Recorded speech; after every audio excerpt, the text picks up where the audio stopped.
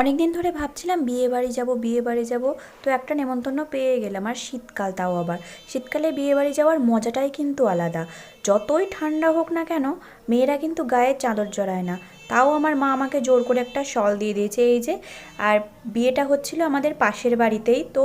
এই যে আমার বাড়ি, আর এই যে সামনে এই বাড়িটা। তো সামনে দেখতেই পাচ্ছ, এই বাড়ির বড় ছেলের বিয়ে হচ্ছে। ভালো করে সাজিয়েছে, সামনের বাড়িতে একদম জাঁকজমক করে সাজিয়েছে, ওখানেই বউকে বসিয়েছে এবং ওখানেই খাওয়া দাওয়া। এই যে ছেলে আর বউ। আর এত ভিড় ছিল, আর আমাদের একটু দেরিতেই যাওয়া হয়েছিল। বাবাকে নেমন্তন্ন করেছিল, তার জায়গায় মা এসেছে। আর আমার না একটাই সমস্যা, বিয়েতে গিয়ে যতই ভালো করে সেজে যাই না কেন, সামনের মেয়েগুলোকে দেখে মনে হয় ওকে আমার থেকে বেশি সুন্দর লাগছে। এটা প্রতিটা মেয়েরই হয়, তার মধ্যে আমিও একজন। তো কোনো রকমে জায়গা করে আমি একটা ছবি তুলতে যাব, তো তখনই আমার আঁচলে এমনভাবে কেউ একজন পা দিল যে আমি পড়েই যাচ্ছিলাম, আমার হাত থেকে ফোনটাও পড়ে গেছিলো। তো যাই হোক, খাওয়ার জন্য লাইন দিতে ছাদে খাওয়া দাওয়ার ব্যবস্থা করেছিল। আর খুব ভিড় যেহেতু, সেহেতু একজনকে গিয়ে জায়গায় দাঁড়িয়ে থাকতে হয়েছিল। আমি গিয়ে দাঁড়িয়েছিলাম, তো শেষমেশ দুটো জায়গা পেলাম আমার আর মায়ের। তো ওখানে বসে গেলাম। বাবা আসেনি, তার জায়গায় মা এসেছিলো, প্রক্সি দিচ্ছে আসলে। এটা স্বাভাবিকভাবেই থালা দিল।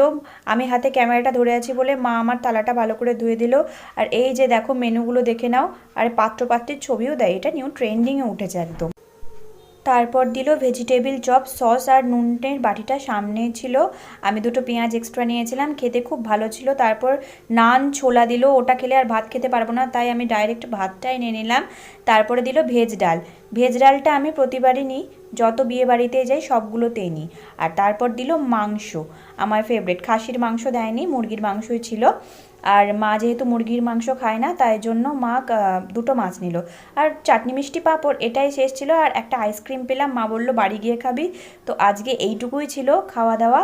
বাড়ির সামনেই বিয়ে তো, তাই আর সোয়েটার মোয়েটার পরিনি। তো টাটা বাই বাই, সকলে ভালো থেকো। আর এই যে আইসক্রিম হাতে।